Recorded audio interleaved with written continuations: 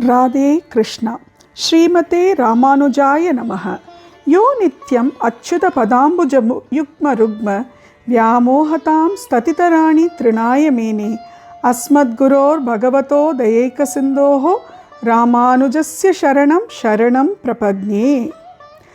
ரொம்ப அழகாக பேசின்னு வரா பெண் பிள்ளை. 31 வாக்கியங்கள் ஆயிடுத்து. அப்படின்னா என்ன அர்த்தம்? 31 நாள் நம்ம ராமானுஜரோடையும் பெண் பிள்ளையோடையும் திருக்கோளூர் வைத்தமாநிதி பெருமாள் கோவிலில் நம்ம எல்லாம் வாழ்ந்துட்டுருக்கோன்னு அர்த்தம். எவ்வளோ அழகாக இருக்குது அந்த எண்ணமே, எவ்வளோ அழகாக இருக்குது பாருங்கன்னு நினச்சி பாருங்கோ. அந்த மாதிரி அந்த பெண் பிள்ளை ராமானுஜர்கிட்ட பேசுகிறச்சே அந்த கூட்டத்தோட கூட்டமாக நம்மளும் அங்கே இருந்தோன்னா எப்பேற்பட்ட ஒரு பாக்கியம் அதாக இருந்திருக்கும்.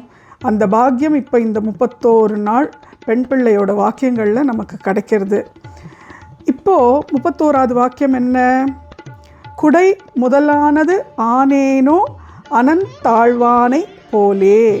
ராமானுஜர் பற்றிய ஒரு வாக்கியமே பெண் பிள்ளை ராமானுஜரிடமே சொல்கிறா. இப்போ அடுத்தது ராமானுஜரை சொன்னதுக்கப்புறம் கூடவே ஒரு அவரோட கூட இருக்கிற ஒரு பிரதரோட பற்றியும் சொல்லணும்ல. யாரை சொல்கிறேன்? கருடரை பற்றி சொல்கிறேன்.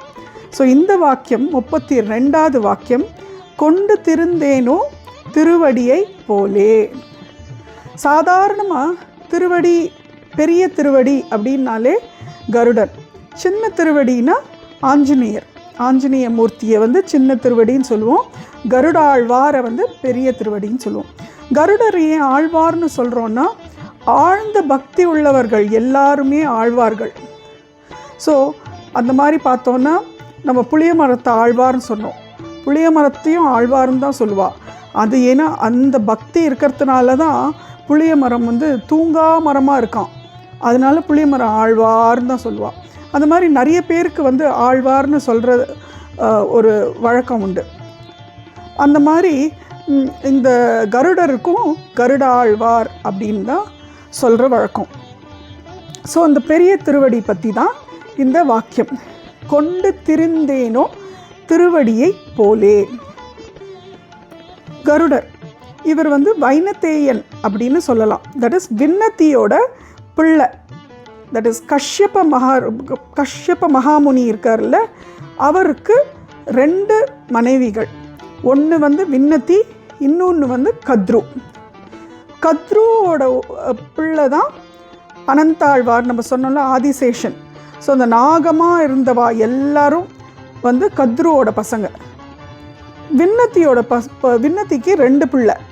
ஒன்று அருணன் சூரிய பகவானோட தேரோட்டி. 2வது பிள்ளை கருடாழ்வார். ஸோ அந்த விண்ணத்தியோட பிள்ளைன்றதுனால கருடாழ்வாரை வைனதேயன் அப்படின்னு சொல்கிற வழக்கம் உண்டு. ஸோ ஒரு சந்தர்ப்பத்தில் என்ன ஆச்சா, கத்ரு விண்ணத்தியை சிறை அடைச்சி வச்சுருந்தாளாம். That is she was a slave under Vinata. அப்போது விண்ணத்தி ஏன்னா அப்போ எல்லாரும் வேண்டின்றாளாம் விண்ணத்திக்கிட்ட. அப்போது கத்ரு என்ன சொன்னாலாம், நீங்கள் விஷ்ணுக்கிட்ட இருக்கிற அமிர்த கலசத்தை நீ எடுத்துன்னு எங்கள் குழந்தைகளுக்கெல்லாம் கொடு அப்படின்னு சொல்கிறாளாம். சொன்ன உடனே கருடாழ்வார் என்ன பண்ணுறாராம், அங்கே போய் தேவலோகத்தில் போய் எல்லார்கிட்டையும் சண்டை போடுறாராம். அப்படியே பயங்கரமாக சண்டை போடுறாராம். விஷ்ணு பகவான் அப்படியே ஆச்சரியப்படுறாராம். அவர் எல்லாரையும் சண்டை போட்டு கீழே வீழ்த்திட்டாராம். விஷ்ணு பகவான் இப்போது தானே களத்தில் இறங்கணுன்ட்டு கருடாழ்வாரோட சண்டை போடுறாராம். போட்டால் எக்கச்சக்கமாக சண்டை போட்டு கருடாழ்வார் ஜெயிச்சு விடுறாராம். அப்போது விஷ்ணுவுக்கு ரொம்ப ஆச்சரியமாக இருக்கான். எவ்வளோ நீ இவ்வளோ நல்ல பிரமாதமான சண்டை போடுறியே அப்படின்ட்டு. ஏன்னா அவர் அந்த மிச்சம் இருக்கிற அமிர்த கலசத்தை காப்பாற்றணும் தேவர்களுக்காக அப்படின்றதுனால அவரே களத்தில் இறங்கி சண்டை போடுறாராம். அப்போது உடனே பெருமாள் கேட்குறான், விஷ்ணு பகவான் கருடர்கிட்ட கேட்குறாராம், கேள் உனக்கு என்ன வரன் வேணும் அப்படின்னு. உடனே கருடாழ்வார் சொல்கிறாராம், ஆக்சுவலாக 2 பேரும் அப்படியே சமநிலையில் வந்துடுறாளாம் அந்த சண்டையில். அப்போது விஷ்ணு பகவான் கேட்ட உடனே கருடாழ்வார் சொல்கிறாராம், எனக்கு உங்களுக்கு மேலே இருக்கணும் அப்படின்னோடனே, எனக்கு மேலே இருக்கணுமா அப்படின்னா நீ கொடியாக தான் இருக்கணும். ஸோ நீ எனக்கு மேலே இருக்கணும்னா நீ கொடியாக இரு அப்படின்னு சொல்கிறாராம். அப்போ உடனே கருடாழ்வார் வந்து நீங்கள் கேளுங்கோ, உங்களுக்கு என்ன வரன் வேணும் அப்படின்னு. அப்போ உடனே பெருமாள் விஷ்ணு வந்து கேட்குறாராம், நீ எனக்கு கீழே இருக்கணும் அப்படின்னு. அப்போ உடனே கருடாழ்வார் கேட்குறாராம், எப்படி ஒத்தரே வந்து மேலேயும் இருக்க முடியும் கீழேயும் இருக்க முடியும் அப்படின்னு கேட்குறார். அப்போ உடனே அப்போ பெருமாள் உடனே விஷ்ணு பகவான் சொல்கிறாராம், நாராயணன் சொல்கிறாராம், நீ எனக்கு மேலே வந்து கருட துவஜமாக இரு, தட் இஸ் ஃப்ளாகாக இரு, கொடியாக இரு, எனக்கு கீழே வந்து எனக்கு வாகனமாக இரு அப்படிங்கிறாராம். அந்த மாதிரி கருடாழ்வாருக்கு வந்து பெருமாளோட வாகனமாக இருக்கிறதுக்கான ஒரு வாய்ப்பு கிடச்சிது. பட் அப்போ கூட வந்து அது கூட அவருக்கு பத்தலையாம். ஏன்னா எல்லாரும் இன்னும் கிண்டல் பண்ணிட்டு இருப்பாளாம். இந்த இவர் ராமானுஜர், தட் இஸ் ஆதிசேஷனை சேர்ந்த கூட்டமெல்லாம் கிண்டல் பண்ணிட்டு தான் இருக்குமா.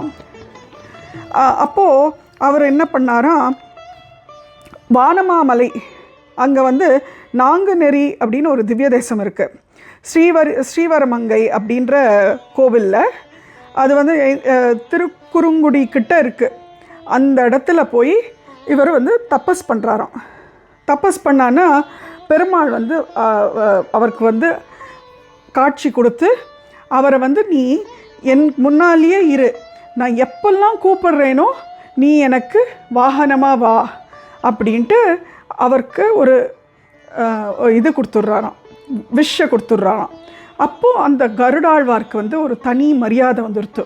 ஏன்னா எப்போதும் பெருமாளை சுமக்கக்கூடிய ஒரு பாக்கியம் இவருக்கு கிடச்சிடுத்துன்னு. அதனால் பார்த்தேன்னா உங்களுக்கு திருப்பதிக்கு போகிற வழியில் திருப்பதி என்ட்ரன்ஸில் வந்து பிரம்மாண்டமாக ஒரு கருடாழ்வார் நின்றுண்டு அப்படி அழகாக கையை கூப்பிண்டு நின்றுட்டுருப்பார், எல்லாரையும் வரவேற்றுண்டு பெருமாளை பார்க்குறதுக்கு. அந்த மாதிரி நிறைய இடத்துல நீங்கள் வந்து கருடாழ்வாரை அவ்வளோ அழகாக பார்க்கலாம். கஜேந்திர வரதர் அப்படின்னு திருவல்லிக்கேணி பார்த்தசாரதி கோவிலில் ஒரு சன்னதி இருக்குது. அங்கே கூட ஒரு அழகான கருடரை பார்க்கலாம். அதே மாதிரி கருடர் வந்து எப்பெல்லாம் பெருமாள் கூட வந்தான்னா முக்கியமான ஒரு இது என்னென்னா கஜேந்திர மோக்ஷம். தட் இஸ் கஜேந்திரன் வந்து ஆதி மூலமேன்னு கூப்பிட்ட உடனே பெருமாள் வந்து கருடன் மேலே தான் வந்து கஜேந்திரனுக்கு மோட்சம் கொடுத்தாராம். அதே மாதிரி துருவன் வந்து தபஸ் பண்ணி 5 மாதம் தபஸ் பண்ண உடனே பெருமாள் காட்சி கொடுத்தார்ல, அப்போ வந்து கருடர் மேலே தான் வந்து காட்சி கொடுத்தாராம். அதே மாதிரி கலியுகத்தில் பெரியாழ்வார் பரபிரம்மத்தை நிரூபணம் பண்ணார் இல்லையா. பரபிரம்மத்தை நிரூபணம் பண்ண உடனே அந்த ராஜா வந்து ப்ரொசஷனில் ஆக்ஷன் வந்த போது பெருமாள் வந்து கருடாழ்வார் மேலே வந்து தான் காட்சி கொடுத்தாராம்.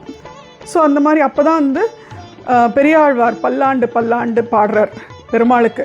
ஐயோ உனக்கு யாரும் கண்ணு போட்டுறக்கூடாதே, நீ இப்படி எல்லார் முன்னாலேயும் வெளில வரியே அப்படின்ட்டு பெருமாளுக்கு பாடுறாராம். அப்போவும் கருடாழ்வார் மேலே தான் அழகாக பெருமாள் வராராம்.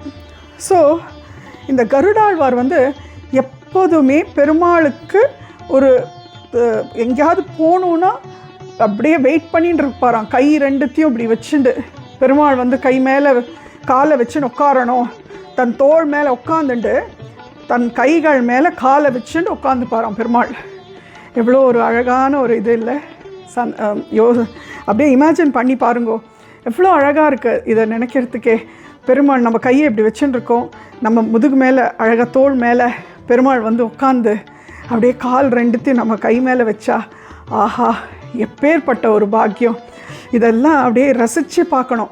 நம்மளை வந்து அந்த ஒரு கேரக்டராக மாற்றிண்டு, நான் கருடராக மாற்றிண்டு கருடர் மாதிரி நம்ம கை வச்சுட்டு பெருமாளை கூப்பிடுங்கோ, கண்டிப்பாக வருவார். பெருமாள் வந்து நம்ம மேலேயும் உட்காருவார். என்ன ஒரு அழகான ஒரு அனுபவம் இல்லையா. ஸோ இந்த விஷயத்தை தான் பெண் பிள்ளை பிடிச்சுட்டு இந்த மாதிரி கருடாழ்வார் எத்தனை பக்தி பண்ணி இந்த மாதிரி ஒரு அழகான ஒரு பெருமாளுக்கு ஒரு தொண்டு செய்யறதுக்கு ஒரு வாகனமாக இருக்கார். எப்போதுமே ரெடியாக, எவர் ரெடி அந்த மாதிரி இருக்கார். அந்த மாதிரி அடியாள் இல்லையே, அடியாள் தூக்கின்னு இருக்கிறதோ இந்த அழுக்கு மூட்டையும் முடிச்சும் தான். இதை விட்டு நான் வேறு என்ன தூக்கின்னு இருக்கேன், பெருமாளையாக சுமக்கிறேன், அந்த மாதிரி இல்லையே. அடியாள் ஒரு முசல் புழுக்க சுவாமி, வரப்பில் கடந்தா என்ன, வயலில் கடந்தா என்ன, என்னால் எந்த பிரயோஜனமும் இல்லை சுவாமி, அதனால தான் இந்த ஊரை விட்டே போகிறேன் அப்படின்னு சொல்கிறாளாம். ஸோ இந்த கருடாழ்வார்க்கு வந்து ரொம்ப பெரிய மகிமை இந்த பெருமாள் வந்து ஒரு ரொம்ப பெரிய பொசிஷன் பெருமாள் வந்து கொடுத்துருக்கார். ஏன்னா வாகனமாக இருக்கிறதுக்கு, அதே மாதிரி துவஜமாக இருக்கிறதுக்கு. ஸோ ஈவன் இதில் கூட பார்த்திங்கன்னா திருப்பாவையில் நம்ம ஆண்டாள் கூட சொல்லுவாள், உள்ளத்தை கொண்டு முனிவர்களும் யோகிகளும்னு. ஸோ உள்ளத்தில் வந்து முனிவர்களும் யோகிகளும் இருக்கா மாதிரி கருடாழ்வார்க்கு எப்போதுமே பெருமாள் தான் உள்ளத்தில் இருக்காளாம். ஸோ அந்த மாதிரி பெருமாளை வச்சுண்டு அப்படியே பெருமாளை ஃபிசிக்கலாக சுமந்து எல்லா இடத்துக்கும் போயின்னு இருக்காளாம் இந்த கருடாழ்வார். ஒரு சந்தர்ப்பத்தில் ராமானுஜர் வந்து சொல்கிறார் அவர் சிஷ்யர்களுக்கு, தோளுக்கிணியா அப்படின்னு ஒரு குரூப் இருக்குது. அவள்லாம் வந்து என்னென்னா யூஸ்வலாக பெருமாளை வந்து இந்த பல்லக்கு அந்த மாதிரி அந்த சேரியட் அந்த மாதிரி தூக்கிறதுக்கு அந்த தோள் மேலே வச்சுண்டு பெருமாளை தூக்கின்னு போகிறவாவா. அண்ட் அவளுக்கு எவ்வளோ நேம நிஷ்டை இருக்கும்னா அவளுக்கு அப்படி ஒரு இந்த கைங்கரியம் பண்ணுறது வந்து அவளுக்கு ஃபஸ்ட்டு ப்ரையாரிட்டியாக இருக்கும். பெருமாளை தோள் மேலே வச்சு தூக்கின்று அந்த தோள் மேலே வச்சு தூக்கி அந்த தோளோட ஸ்ட்ரக்சரே மாறி இருக்கும். அந்த இடத்துல ஒரு டென்ட்டே விழுந்திருக்கும் 2 தோள்லையும். அவளுக்கு பேரே வந்து தோளுக்கிணியா அப்படின்னு தான் பேர். ஸோ ராமானுஜர் காட்டுறாராம், பாரு இந்த கலியுகத்தில் கருடாழ்வார் மாதிரி இத்தனை பேர் தோளுக்கிணியாக இருக்கா பாரு, பெருமாளை எப்படி தூக்குறா பாரு அப்படின்னு. ஸோ அந்த மாதிரி நம்மளும் வந்து பெருமாளை நம்ம தூக்கணும், தூக்கி பெருமாளோட அனுகிரகம் பெறணும் அப்படிங்கிறது தான் இந்த வாக்கியத்தோட ஒரு தாத்பரியம். திருநறையூர் அப்படின்ற ஊரில் நாச்சியார் கோவிலில் கல்கருடன் இருக்கார். ரொம்ப விசேஷமான, ரொம்ப அழகாக இருப்பார் அந்த கல்கருடன், கருப்பாக அழகாக இருப்பார். அந்த கல்கருடனோட விசேஷம் என்னென்னா, உள்ள ஃபஸ்ட் அந்த இதும்போது உற்சவம் போது பெருமாளை தூக்கர்ச்சே ஃபஸ்ட்டு உள்ள 2 பேர் போவாள். 2 பேர் போய் 2 பேர் ஈஸியாக தூக்க முடியும். ஒரு பிராகாரம் வெளில வந்த உடனே 2 பேரால் தூக்க முடியாது, 4 பேர் வரணும் அப்போ தான் தூக்க முடியும். அடுத்த பிராகாரம் வந்தோடனே 8 பேர் இருக்கணும். அதுக்கு அடுத்தது 16 பேர், அதுக்கு அடுத்தது 64 பேர், அந்த மாதிரி அதுக்கு அடுத்தது அப்படியே நெக்ஸ்ட்டு இது. ஸோ அந்த மாதிரி அது மல்டிப்ளை ஆகும். நெக்ஸ்ட் பிராகாரம் வெளில வரைச்சே அதே மாதிரி திரும்பியும் போய் உள்ளே விடுறச்சே கம்மியாகிண்டே போயிட்டு இந்த உள் பிராகாரத்தில் 2 போய் இறக்கி வைப்பா. அந்த மாதிரி அந்த கல்கருடனோட மகிமை அந்த மாதிரி அந்த வெயிட் வந்து ஏறிண்டே போகுமா. வெளில வர வெயிட் ஏறுமா, கூடுமா, திரும்பி உள்ளே போக வெயிட் குறைஞ்சிருமா. அந்த மாதிரி ஒரு மகிமை உள்ள ஒரு இடம் தான் அந்த திருநறையூர் அப்படின்ற இடம், கல்கருடன் இருக்கிற இடம், நாச்சியார் கோவிலில் இருக்குது. ஓகே. ஸோ அந்த மாதிரி பெருமாளை வந்து எப்போதுமே தூக்கணும் அப்படின்ற எண்ணத்தோடு சுற்றின்னு இருக்கிறவர். அதனால பெண் பிள்ளை சொல்கிறா, கொண்டு திரிந்தேனோ திருவடியை போலே அப்படின்னு சொல்கிறா. சொன்னால் ராமானுஜர் அப்படியே அசந்து போகிறாராம். ஏன்னா ராமானுஜருக்கு தெரியாததில்லை, இந்த அமிர்த கலச விஷயம்லாம் ராமானுஜருக்கு தெரிஞ்ச விஷயந்தான் இல்லையா. கருடன் போய் எப்படி பெருமாள் விஷ்ணுக்கிட்ட சண்டை போட்டு அமிர்த கலசத்தை தட்டி பறித்து எடுத்துன்னு வந்த விஷயம்லாம் ராமானுஜருக்கு தெரிஞ்ச விஷயம். ஸோ அவர் வந்து அப்படியே ஆச்சரியமாக பார்க்குறாராம், பெண் பிள்ளைக்கு இவ்வளோ விஷயம் தெரிஞ்சிருக்கு பாரு, எப்பேற்பட்ட ஒரு ஞானியாக இருக்கா பாரு அப்படின்னு ஆச்சரியத்தோடு பார்த்துட்டு இருக்காளாம். ராதே கிருஷ்ணா. ஸ்ரீமதே ராமானுஜாய நமஹ.